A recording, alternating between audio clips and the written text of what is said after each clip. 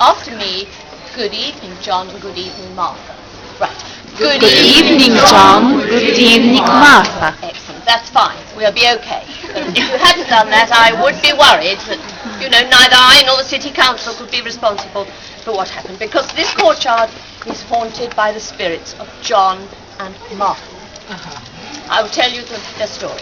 You remember I told you just now about the Annuella priests who lived in these houses along here, and that they were chantry priests, and that they lived in Exeter and prayed for the soul of those who had died. Well, this building here was also part of the Annuella priests' accommodation. The dining room at the back, where you can see people having a very nice Italian meal, was the priest dining room.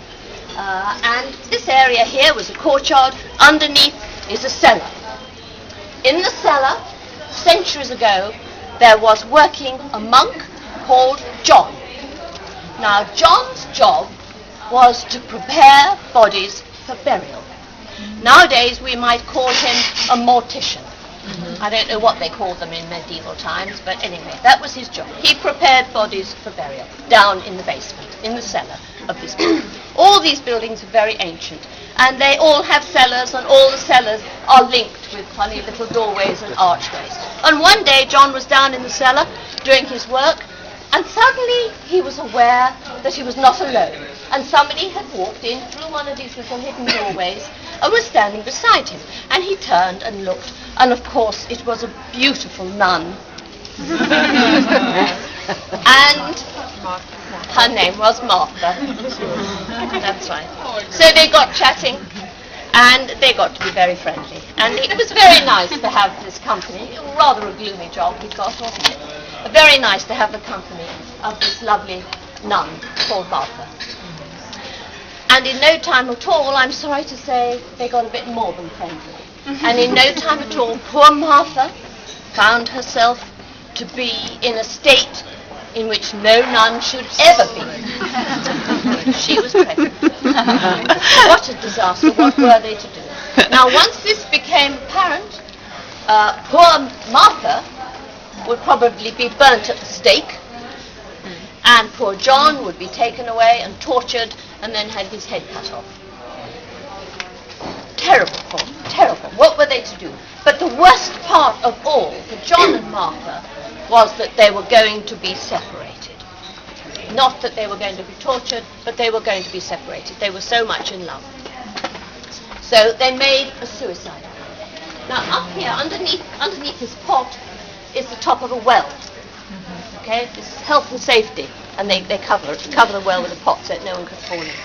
So John and Martha came up here, up to the side of the well. They linked arms and they jumped in, and that was the end of John and Martha. They drowned together in the well, and ever since then, this courtyard has been haunted with their spirits, which is why we had to acknowledge that when we came in, and we will have to acknowledge it again when we go out.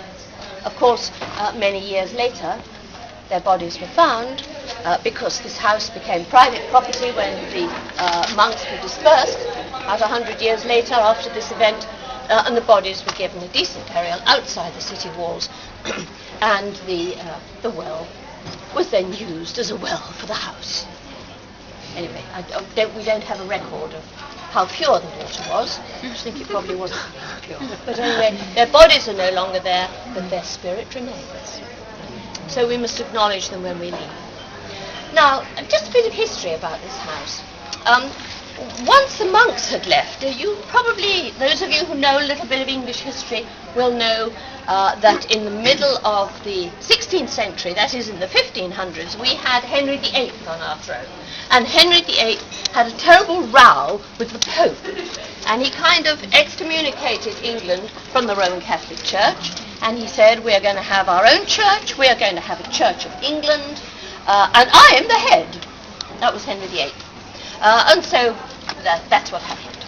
And when that happened, he sent special commissioners all around the country to shut down all these little monasteries and to disperse all these monks, these chantry priests that I was talking about, telling them, we don't want you anymore, this is too much like Roman Catholicism, and we don't want to be a Roman Catholic country. That was Henry VIII. So many of these places like this were shut down. So this was shut down, and it came into private hands. And it was a merchant's house for many years. It was a nice, ideal position in the middle of the city, very nice place to live. And then a little bit later on, in the 19th century, it was the home of a lady called Mrs. Tredwin. Now, Mrs. Tredwin, do you know what she did? She ran a lace school here. So that this is, if you wanted to learn how to make lace, you came to Mrs. Tredwin's school, and she worked you about 16 hours a day, 7 days a week. And after you'd been apprenticed for about 8 years, you could say you were a lace maker, and you didn't get paid during that time. So these poor children had a bad time. They started when they were about 9 or 10, and they had a hard life. But Mrs. Tredwin produced some wonderful lace. In fact, she made the lace for the christening, the royal christening ground. And if you look at some photographs of the Princess of Wales with the baby Prince Harry and Prince William in her arms, they're all wearing Mrs. Tredwin's lace gown. So she was living here in the 1900s. And then coming to much nearer, when I first came to Exeter in 1960s, this was an antique showroom. There was a shop at the front, and these rooms at the back were a sort of workhouse where this man cleaned up the furniture that he'd bought and restored it, polished it, and then he put it in the front rooms to sell. He had difficulty in those front rooms because haunting the front area of the house there is a poltergeist. Do you know what a poltergeist is? Poltergeist is not evil by any means, but it's a nuisance. It slams doors, opens windows, it hides things, switches plugs on and off, draws curtains open, cupboards, drops things down the back of things. A real nuisance. So he used to employ, of course, a couple of ladies to come in every evening to clean the furniture that he was selling, make it polished and beautiful looking.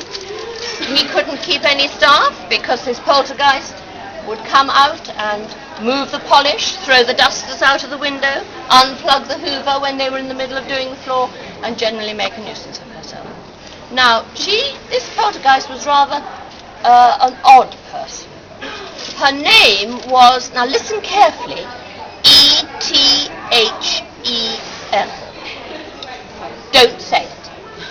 Because if you do, neither I nor the City Council can be responsible for what Ethel might do, because she particularly does not like being talked about.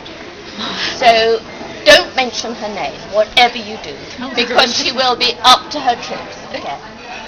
Right, we're going to leave now. So before we go, can we just say good night, John? Good night, Martha.